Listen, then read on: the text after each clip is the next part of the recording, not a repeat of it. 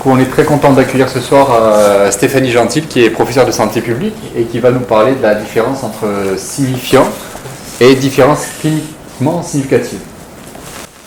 Merci, merci de me donner la parole. Donc, je vais vous présenter en fait de façon très simple ce qu'on appelle une différence statistiquement significative et cliniquement signifiante. Donc, on va repartir vraiment sur des bases peut-être très basiques. Hein. Donc, un test statistique, ça s'interprète. Donc, il y a une interprétation. On observe une différence entre deux groupes. En général, on fait un test statistique et on a ce qu'on appelle le petit p qui est soit inférieur à 5%, c'est-à-dire qu'en fait, on sait qu'il y a une différence significative, qu'il y a probablement peu de chances que cette différence soit observée au hasard, ou le petit p est supérieur à 5%, et là, la probabilité que cette différence soit observée entre ces deux groupes, la probabilité qu'elle soit au hasard est forte, et donc on dit qu'elle est non significative. La différence observée, est-ce qu'elle veut dire quelque chose? Est-ce que c'est l'effet du hasard? Donc après, il faut donner du sens à cette différence en regardant les chiffres. Et en fait, on va regarder par rapport à la puissance et au risque, et on va chercher, à partir de cette signification statistique, la signification clinique. Donc, pour l'appliquer déjà, pour comprendre deux, trois notions que tout le monde connaît, mais on a plusieurs risques quand on interprète des statistiques. On a le risque alpha, qui est de considérer comme efficace un traitement qui ne l'est pas. On a le risque bêta qui est de ne pas conclure alors que le traitement est efficace. Et on a la puissance qui est la capacité du test à montrer l'efficacité d'un traitement réellement efficace ou à montrer qu'il n'est pas efficace s'il ne l'est pas. Alors ensuite, quand un résultat est non significatif, qu'est-ce qu'on peut en dire? Eh bien, soit c'est parce qu'il n'y a pas une absence réelle d'effet, c'est-à-dire qu'entre les deux groupes, il n'y a pas de différence, ou alors c'est qu'il manque de puissance, donc on ne peut pas vraiment conclure, parce qu'en fait, on ne peut pas prouver qu'il n'y a pas d'effet. Et c'est pour ça que dans les essais, en général, ou dans les études que l'on fait, on calcule un nombre de sujets nécessaires pour s'assurer, en fait, qu'on a un nombre suffisant de patients à inclure dans les deux groupes pour pouvoir montrer l'effet ou l'absence d'effet, sachant quand même que ce calcul de nombre de sujets nécessaires, il est basé sur une hypothèse de l'effet escompté entre les deux groupes. Alors là, juste un petit point, c'est l'absence, l'attention aussi que quand on multiplie les tests, puisqu'à chaque fois on a ce risque alpha de 5%, évidemment, plus on va multiplier les tests, plus on multiplie le risque de se tromper. Et donc, c'est pour ça que souvent dans les essais, on incite le clinicien à choisir un critère qui peut être un critère clinique ou un critère composite, on va en parler après, pour s'assurer de ne pas multiplier les risques, de ne pas conclure à tort. Et il y a des tests statistiques, mais de correction de Bonferroni ou de Tukey, qui permettent justement de prendre en compte la multiplicité des tests pour ne pas interpréter à tort. Et il y a bien sûr d'autres tests, surtout dans les maladies génétiques ou quand on travaille sur du génome. Alors après, une différence qui me paraissait importante sur laquelle il faut revenir, c'est que c'est pas parce que c'est lié statistiquement qu'il y a un lien de causalité. Donc ça, le lien de causalité, c'est encore une autre notion. Le lien de causalité, il y a des critères de Bradford-Hill qui sont plus ou moins tous appliqués, on n'a pas besoin de cocher tous ces critères pour dire qu'il y a causalité. Hein. Il y a besoin, en fait, c'est plutôt des critères qui nous amènent à réfléchir en disant est-ce que ce lien statistique, en fait, amène une causalité? Donc notamment, en fait, la relation temporelle, les causes doivent précéder les conséquences, donc ça c'est évident. La force de l'association, donc plus l'ampleur de l'effet, l'association, plus elle est importante, plus l'effet est important. La stabilité de l'association dans le temps, on peut retrouver le même résultat dans le temps. La cohérence des observations, la spécificité, et puis après il y a aussi la plausibilité. Est-ce qu'on arrive à on peut expliquer les phénomènes que l'on retrouve statistiquement par des mécanismes impliqués ou par la preuve expérimentale. Alors, j'ai juste dit ça, donc c'est toutes ces notions de causalité, de lien statistique, souvent il y a un terme péjoratif qui s'appelle la black box épidémiologie, qui en fait, c'est lorsque on a tendance à supposer qu'il existe une relation entre des causes et des effets quand elles augmentent toutes les deux ou elles diminuent toutes les deux.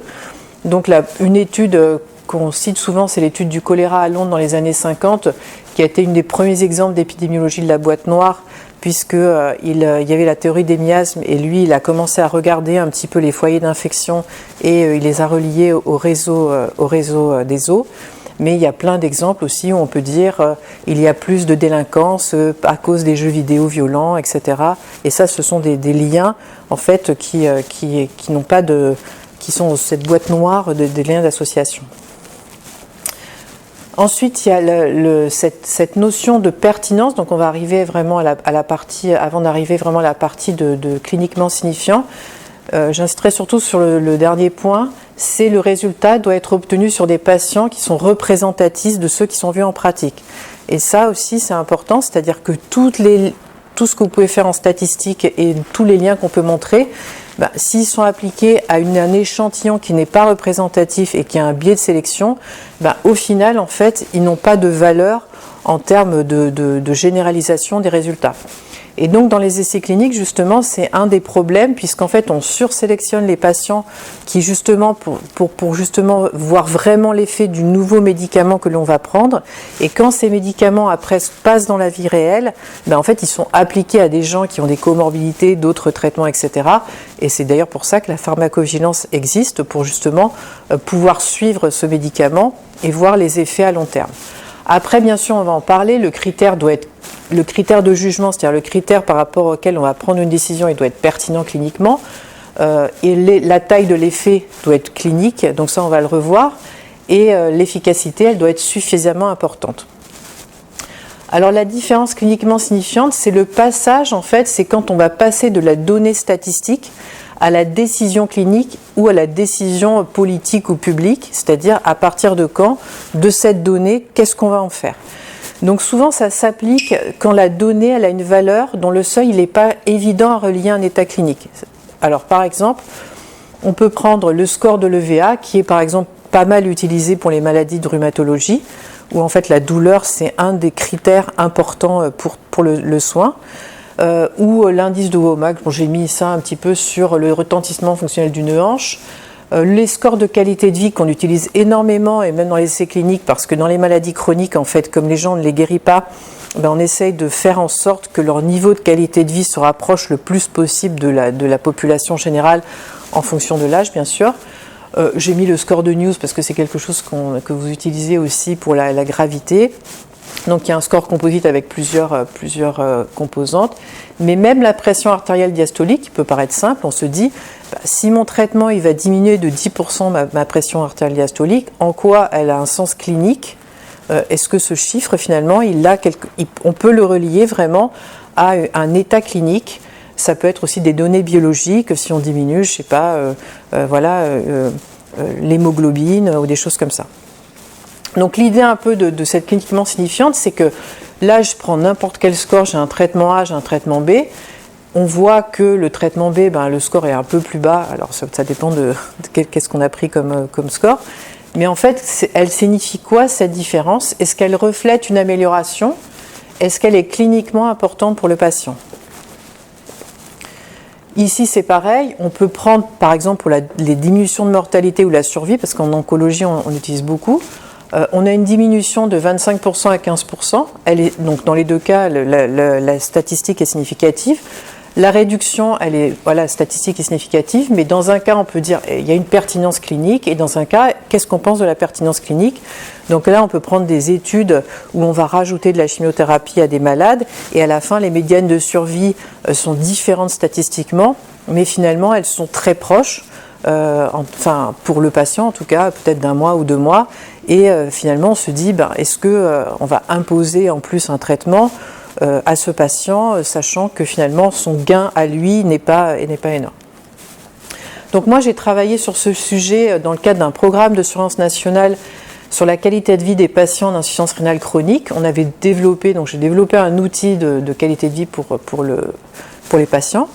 Et donc, en fait, je travaillais à l'époque pour l'Agence de la biomédecine et les NVS, et à la fin, donc, on devait répéter les mesures de qualité de vie tous les ans ou tous les 3 ans, en fonction du plan qualité de vie. Et à la fin, ils m'ont dit, mais qu'est-ce qu'on fait de ces scores finalement ? comment on va interpréter ces scores.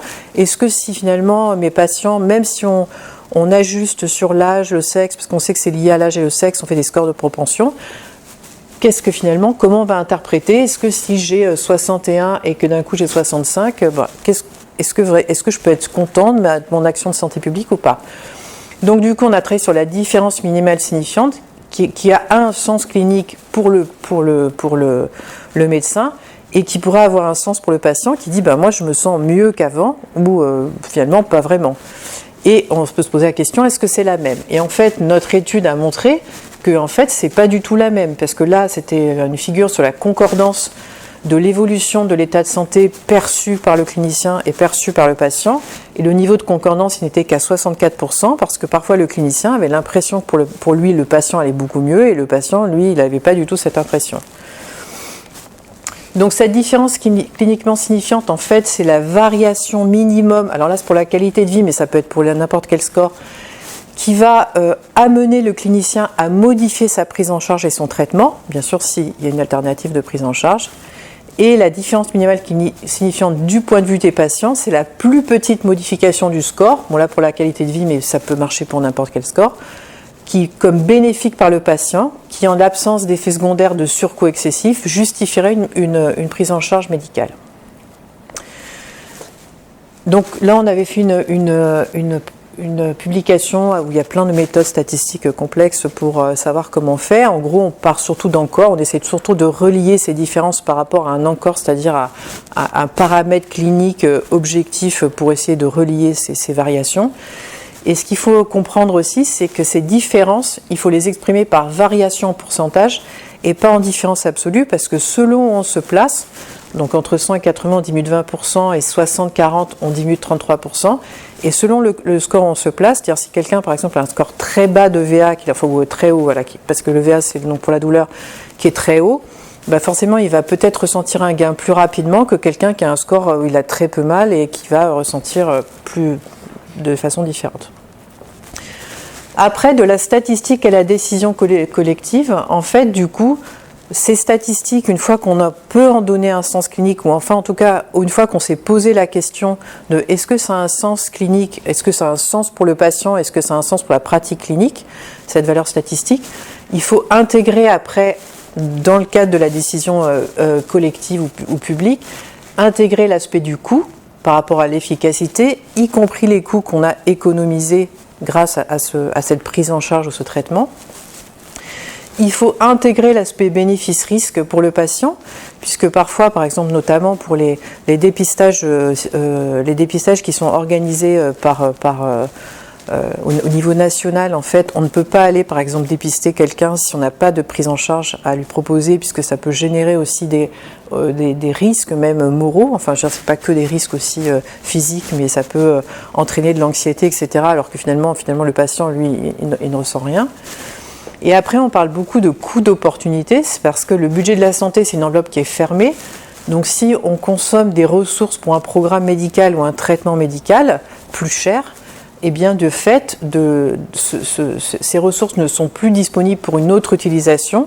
Et du coup, il faut toujours se poser en se disant, est-ce que l'argent que je vais placer dans cette nouvelle stratégie, finalement, il va pouvoir améliorer l'état de santé de ma population ou d'une sous-population ?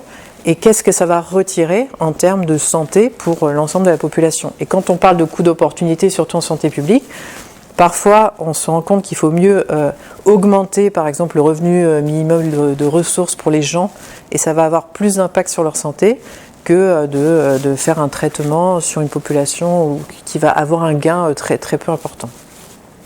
Et enfin, pour conclure, il faut intégrer bien sûr le point de vue des patients, ce qu'on appelle la préférence des patients, puisque dans les études aussi sur les nouveaux traitements et les nouveaux médicaments, le patient, lui, il a aussi sa propre rationalité.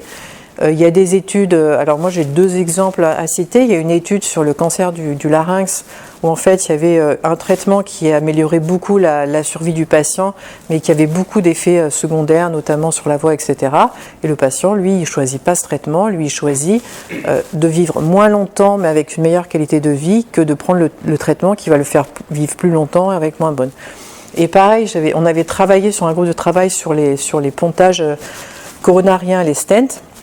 où en fait, c'était avec l'ARS, où ils disaient mais pourquoi vous ne faites pas plus de pontage, parce qu'il y a plus d'effets à long terme, il y a une meilleure survie à 10 ans, etc.